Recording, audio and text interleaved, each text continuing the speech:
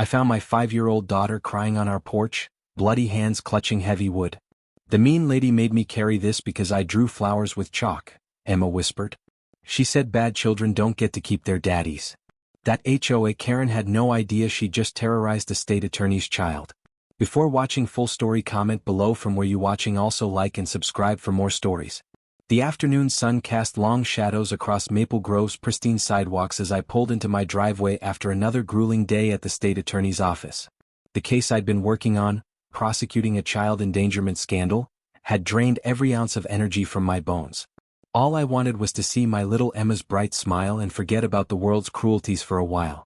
But the smile never came. Instead, I found my 5-year-old daughter sitting on our front porch steps, her tiny shoulders shaking with quiet sobs.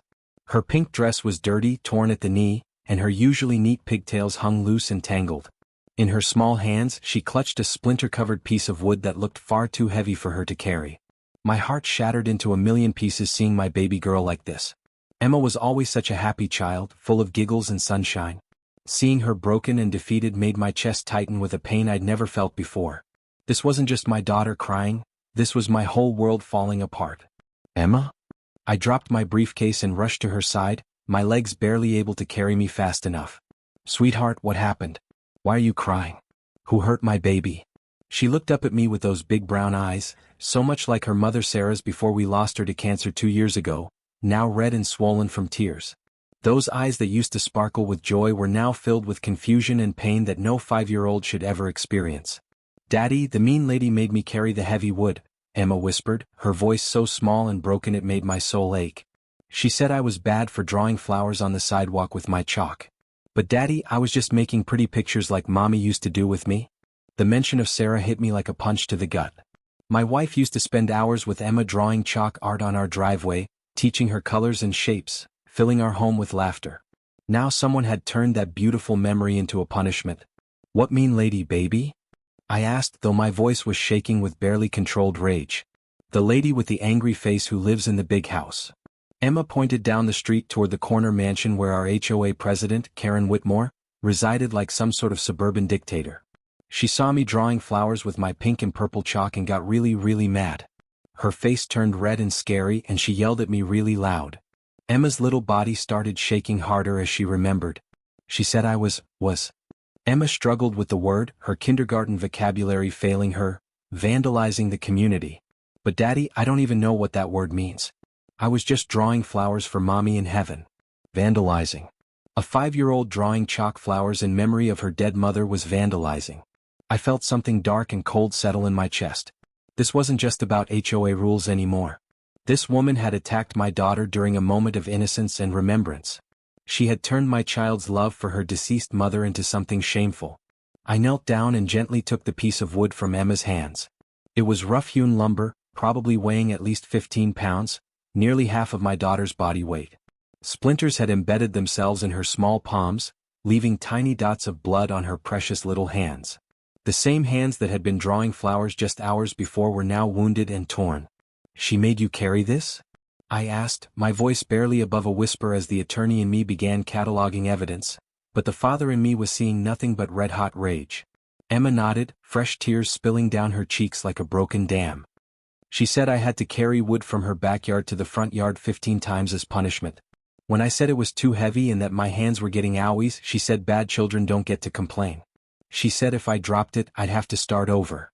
My daughter's voice broke completely as she continued, Daddy, I tried to be strong like you taught me. I tried to be brave like Mommy was when she was sick. But it hurt so much and I kept falling down. The other kids walking by were laughing at me, and I felt so embarrassed and scared. The image of my little girl stumbling under the weight of that lumber while other children laughed pierced my heart. Emma was barely 40 pounds soaking wet, and this monster had forced her to carry wood that was far too heavy, over and over again, while she suffered in humiliation. The worst part, Emma whispered, was when I started crying and asked to call you. She said daddies don't help bad children, and that you probably wouldn't want me anymore if you knew how naughty I was. That was the moment something broke inside me. Not only had this woman physically abused my child, but she had tried to destroy the trust between us. She had tried to make my daughter believe that her father's love was conditional, that she could lose the only parent she had left. I pulled Emma into my arms, feeling her tiny body tremble against my chest. Her little arms wrapped around my neck so tightly, as if she was afraid I might disappear too. I could feel her heart beating rapidly against my chest, still scared, still hurting. "Baby girl, listen to me," I said, my voice thick with emotion. "Daddy will always, always love you. Nothing you could ever do would make me stop loving you. You are my whole world, my sunshine, my everything. That mean lady lied to you because she's a bad person who hurts children." I held her tighter, breathing in the scent of her strawberry shampoo mixed with dust and fear. "And Emma, drawing flowers for Mommy is the most beautiful thing you could ever do. Mommy loved your chalk art and she's watching from heaven, so proud of her artistic little girl." In that moment, I wasn't thinking like a lawyer or a state attorney. I was thinking like a father whose child had been brutalized by someone who thought they were untouchable. I was thinking like a man who had already lost his wife and would be damned if he'd let anyone hurt his daughter. "It's okay, sweetheart. Daddy's here now, and that mean lady is never, ever going to hurt you again. I promise you that." As I held my broken little girl, I made a silent vow. Karen Whitmore had just made the biggest mistake of her life. She had hurt the only family I had left, and she was about to discover what happens when you cross a father who has nothing left to lose and everything to protect. After cleaning Emma's wounds with gentle care, each splinter I removed making my anger burn hotter, and getting her settled with her grandmother next door, I walked down to Karen Whitmore's house. Every step felt heavy with purpose and barely contained fury.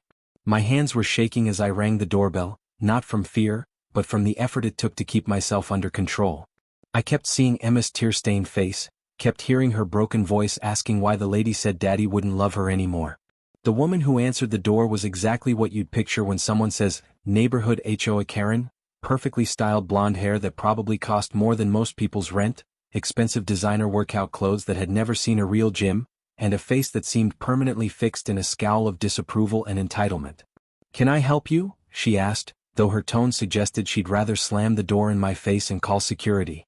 I took a deep breath, reminding myself that I was a state attorney and had to handle this professionally, even though every fiber of my being wanted to scream at this woman for what she'd done to my child.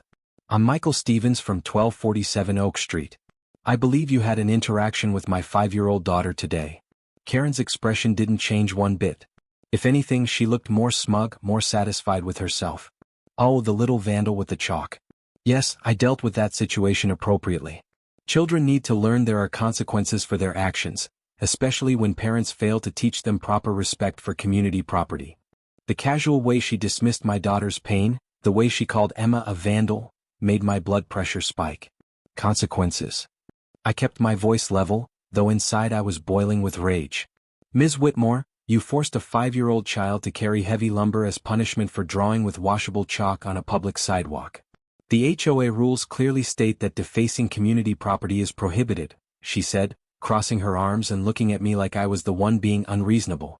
The chalk was a clear violation of our community standards, and I administered appropriate community service as correction. "Maybe if you actually supervised your child instead of letting her run wild, we wouldn't have these problems." The accusation hit like a slap. Here I was, a single father doing my best to raise my daughter after losing my wife, working long hours to provide for us, and this woman was suggesting I was neglecting Emma. Community service? I almost laughed, but there was no humor in it. "You mean child labor. You mean forcing a kindergartner to perform manual labor that resulted in physical injury. You mean terrorizing a little girl who was drawing flowers in memory of her dead mother." For the first time, Karen's expression flickered, but her arrogance quickly returned. "Oh please. A few splinters never hurt anyone. Children these days are too soft, too coddled. When I was young, we understood discipline and respect. Maybe if parents like you actually taught their children proper behavior instead of letting them think they can do whatever they want, we wouldn't have these issues." She leaned forward, her voice getting nastier. "And don't try to manipulate me with sob stories about dead mothers. Rules are rules, regardless of your personal tragedies. The community standards apply to everyone equally." I stared at this woman, this cold-hearted creature who had just dismissed my wife's death as a sob story, and my daughter's trauma as necessary discipline. In that moment, I realized I wasn't dealing with someone who simply had different views on child rearing. I was dealing with someone who was fundamentally cruel, someone who enjoyed hurting others. "Ms. Whitmore, I need you to understand something very clearly," I said, my voice dropping to a tone I reserved for the most serious moments in the courtroom. "What you did today wasn't discipline, it was abuse. You physically and emotionally harmed a child. And as both a father and as someone who works in the legal system, I'm telling you this will not happen again. She stepped back, probably sensing something dangerous in my tone, but her arrogance quickly returned. Are you threatening me? Because I'll have you know I'm the president of this HOA, and I have every right to enforce our community standards. I've been protecting property values in this neighborhood for 8 years, and I won't be intimidated by some overprotective parent who can't control his child. She pointed a manicured finger at me. If you don't like the rules, you can move. There are plenty of neighborhoods that don't have standards, where children can run wild and destroy property. But this is Maple Grove and we maintain excellence here. I'm not threatening you, Ms. Whitmore, I said, stepping closer. I'm informing you. Touch my daughter again, speak to her again, even look at her wrong, and you'll discover exactly what happens when someone harms a child in this state. You'll learn the difference between HOA rules and actual laws. I turned and walked away, leaving her standing in her doorway, probably already planning her next move in what she thought was some sort of neighborhood power game. I could feel her watching me, could sense her anger and indignation that someone had dared to challenge her authority. She had no idea who she was dealing with. Karen Whitmore was about to learn that there are some lines you don't cross, some people you don't mess with, and some consequences that go far beyond HOA fines. The next morning I was reviewing case files in my office at the state attorney's building when my assistant Jennifer knocked on my door. Her face was pale and concerned. Mr. Stevens? There's been a complaint filed against you with the State Bar Association. I looked up, confused. A complaint? About what? Apparently someone named Karen Whitmore is claiming you threatened her with legal action for performing her duties as an HOA president. She's alleging abuse of power, intimidation of a community leader, and misuse of your position to circumvent neighborhood regulations. I sat back in my chair and felt something cold and calculating settle over me. Karen had just made the biggest mistake of her life. She thought she was playing chess, but she didn't realize she'd just challenged a grandmaster. You see, what Karen didn't know was that for the past 8 months, I'd been building a comprehensive case against HOA abuse of power across our state.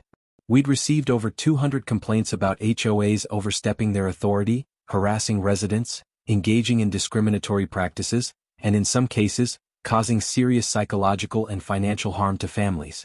The State Attorney General's office had tasked me with developing new legislation to protect residents from HOA overreach. I'd been looking for the perfect test case to establish legal precedent and demonstrate the need for stronger regulations. Karen had just volunteered to be my poster child for HOA abuse. Within an hour, I had a private investigator heading to Maple Grove to interview neighbors about their experiences with Karen and the HOA. By lunch, I had contacted the State Bar Association to explain the situation and provide context for Karen's complaint. They were very interested to learn that she was retaliating against a state attorney for protecting his child from abuse. But the real breakthrough came when I started digging into Karen's history as HOA president. The records I obtained painted a picture of systematic abuse of power. Karen had issued over $400,000 in fines in the past 3 years alone, more than triple the amount issued by any other HOA in our county. She had foreclosed on 12 homes for unpaid fines, displacing families during a housing crisis. She had spent HOA funds on legal fees to harass residents who challenged her decisions. Most disturbing of all, she had a pattern of targeting families with children. That evening, Mrs. Chin from 2 streets over knocked on my door around dinner time. She was a quiet elderly woman who kept to herself, and I'd maybe spoken to her twice in the 3 years we'd lived in the neighborhood. But tonight she looked determined and angry. Mr. Stevens, I heard about what happened to your little Emma yesterday, she said quietly, her hands shaking slightly. I'm so sorry that monster hurt your baby, but I wanted you to know, this isn't the first time. That woman has been terrorizing children in this neighborhood for years. She told me about Karen's history of targeting families with children, stories that made my blood run cold. How she'd forced an 8-year-old boy to power wash her entire driveway in the summer heat because he'd ridden his bike through what she claimed was HOA property. How she'd made a 6-year-old girl pick up every single leaf in the common area because she'd thrown one leaf at her brother while they were playing. The parents were too scared to complain, Mrs. Chin explained. Karen would threaten them with massive fines if they challenged her. She'd target their homes for violations, make their lives miserable. Most people just moved away rather than fight her. But the worst, Mrs. Chin continued, her voice dropping to a whisper, was what she did to the Martinez family's little boy last year. The Martinez family had moved away 6 months ago. Their 7-year-old son Diego had autism and sometimes had sensory overload episodes in public. During one episode in the neighborhood park, Karen had forced the child to sit in timeout on the hot concrete pavement for over 2 hours while his parents were at work, claiming he was disrupting the peace of the community. The boy had severe heat exhaustion, Mrs. Chin said, tears forming in her eyes. Had to go to the emergency room. The family was so traumatized, so afraid of what Karen might do next, that they moved away rather than fight her. They lost thousands of dollars selling their house quickly just to escape her. As Mrs. Chin spoke, I felt something burning in my chest. This wasn't just about Emma anymore. This was about every child Karen had hurt, every family she'd terrorized, every parent who'd felt helpless against her abuse of power. I have security cameras, Mrs. Chin added quietly. I saw what she did to Emma. I have it all recorded. And I'm not afraid of her anymore. That little girl's cries. I can't get them out of my head. I should have stopped it, should have called you immediately. That night, after Emma was asleep, after I'd spent an extra hour reading her stories and reassuring her that she was safe and loved, I sat in my home office and began drafting legal documents. Not just for my daughter's case, but for every child Karen had abused under the guise of HOA authority. I was building a federal case for civil rights violations, child endangerment, and abuse of power under color of authority. I was going to make sure Karen Whitmore became a cautionary tale that would protect children across the entire state. The next few days were a whirlwind of legal preparation and gathering evidence. I reached out to the Martinez family, who were still traumatized by their experience but agreed to file a formal complaint when they learned they weren't alone. I contacted Child Welfare Services about Karen's pattern of behavior. I compiled evidence of selective enforcement, harassment, and systematic abuse of power. But Karen wasn't done with her reign of terror either. On Thursday morning, I woke up to find a certified mail notice posted on my front door. It was an HOA violation for failure to maintain approved landscaping standards. Apparently, the small vegetable garden Emma and I had planted together in our backyard, the same one that had been specifically approved by the previous HOA board and was completely hidden from street view, was now in violation of community standards. The fine. $5,000. $5,000 for a tomato plant and some herbs that couldn't even be seen from the street. I was still staring at the notice in disbelief when my neighbor Jim walked over from across the street, holding up an identical notice. His face was red with anger. "Can you believe this?" he said, waving the paper.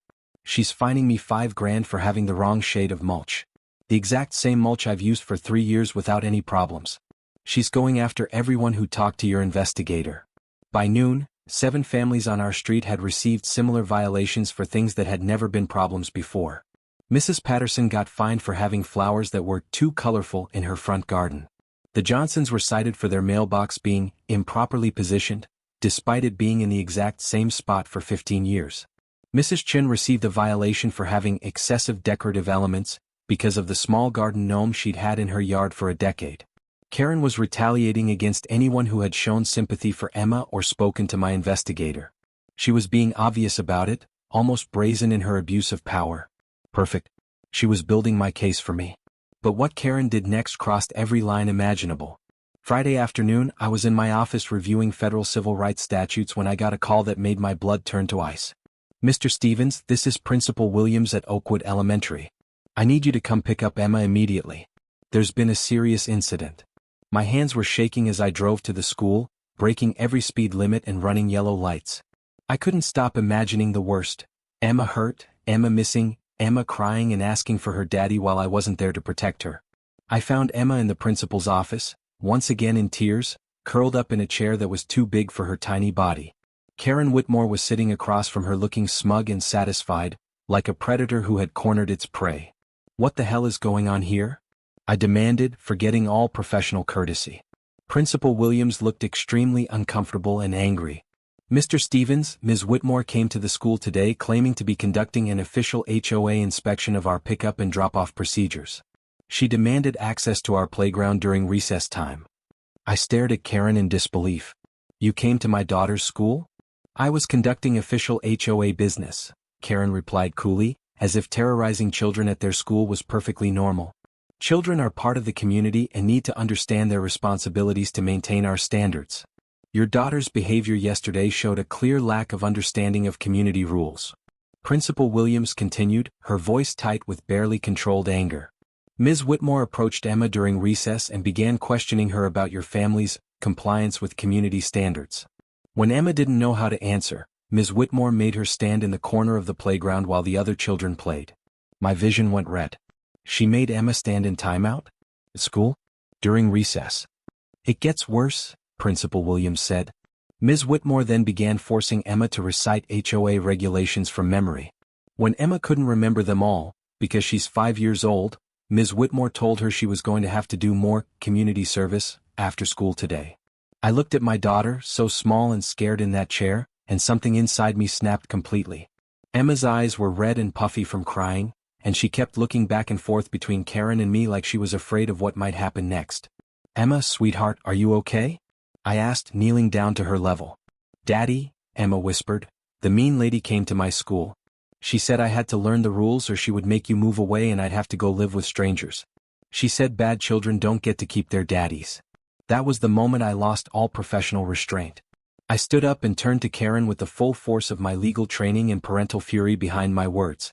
Karen Whitmore, you are hereby notified that you are not to approach, speak to, or come within 500 feet of my daughter ever again. Any further contact will be considered stalking, harassment, and child abuse, and will result in immediate criminal charges. Karen actually laughed. You can't stop me from performing my duties as HOA president. I have every right to ensure compliance with community standards, even if it means educating children about their responsibilities. Actually, I can stop you. And I will. I turned to Principal Williams. I want this woman banned from school property immediately. If she comes back, call the police and then call me. Already done, Principal Williams said firmly. Ms. Whitmore, you are no longer welcome on school grounds. Security will escort you out. As Karen was led away by school security, she turned back and called out, This isn't over, Stevens.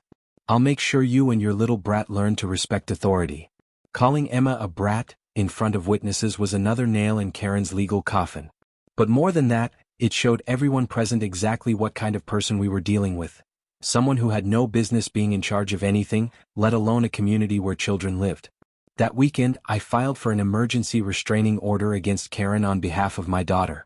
I also filed formal complaints with the State Attorney General's Office, Child Protective Services, the school district, and the State Bar Association about her pattern of targeting and abusing children. But the real surprise came Monday morning. I was in court for the restraining order hearing when my assistant Jennifer called, her voice excited and urgent. Mr. Stevens, you need to see the news right now. Channel 7 is running a major investigative story about HOA abuse, and they're using your neighborhood as the primary example. Apparently, Mrs. Chen had contacted the local news station over the weekend. She'd been so horrified by Karen's behavior at the school that she'd decided to go public with everything she'd witnessed. The story was titled, HOA President Targets Children, When Community Rules Become Child Abuse. The news team had done their homework. They interviewed Mrs. Chen, the Martinez family, via video call from their new home in another state, and several other neighbors who had been too afraid to speak up before. They showed footage of Karen's mansion, a sprawling estate worth over $2 million, compared to the modest middle-class homes she was systematically harassing and fining. Most damaging of all, they had obtained Mrs. Chen's security camera footage showing Karen forcing Emma to carry the heavy lumber. I had to excuse myself from the courtroom to watch the footage on my phone. Seeing it for the first time, watching my tiny daughter struggling with wood nearly as big as she was, stumbling and falling twice while Karen stood over her shouting orders, was more than I could bear. When Emma asked for help in that small, scared voice and Karen pointed to the pile and made her pick up another piece, I had to fight back tears of rage and heartbreak.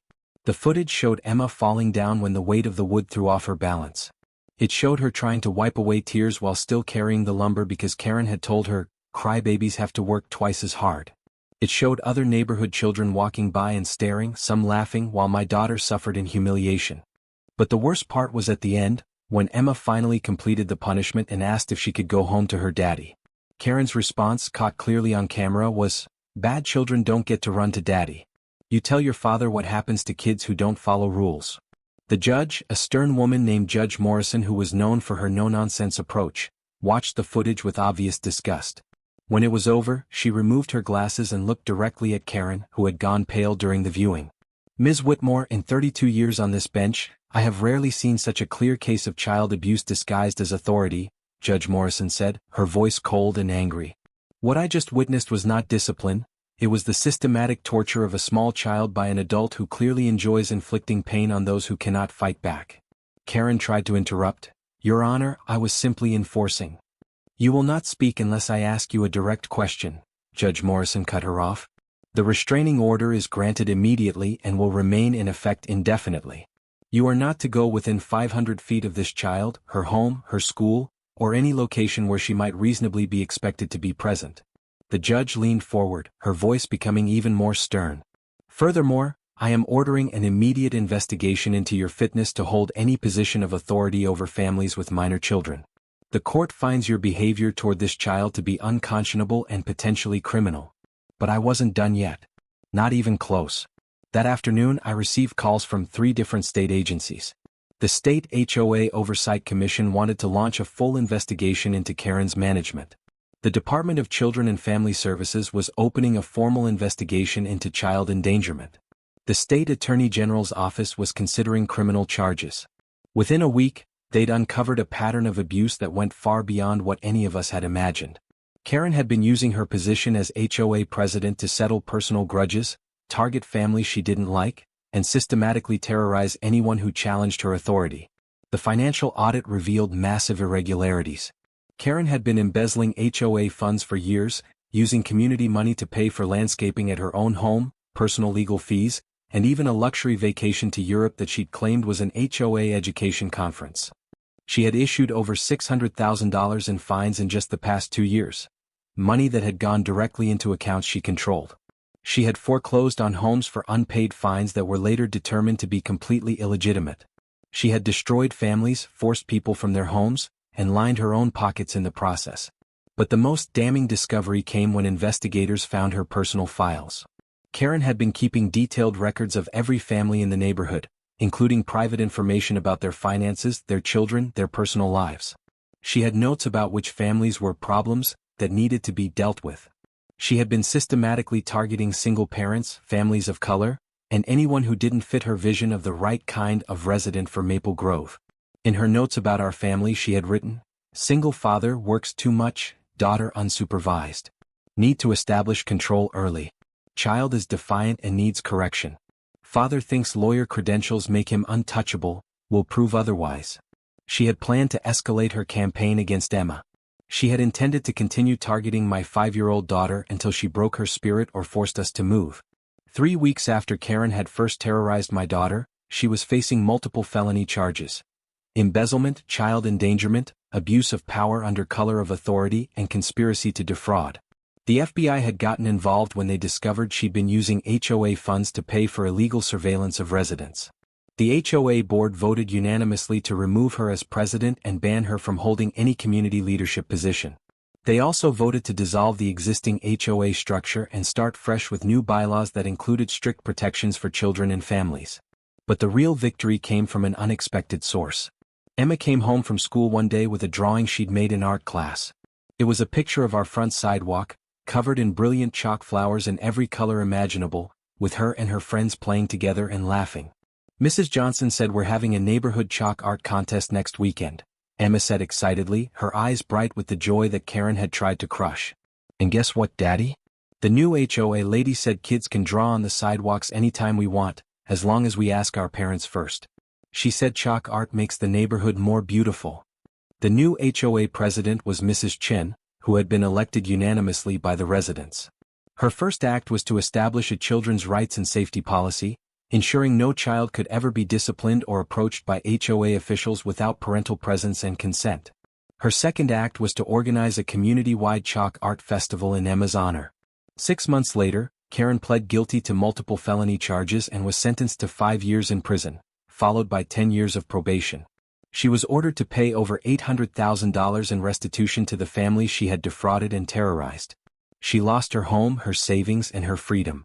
Emma and I were in our front yard on the day Karen was led away in handcuffs.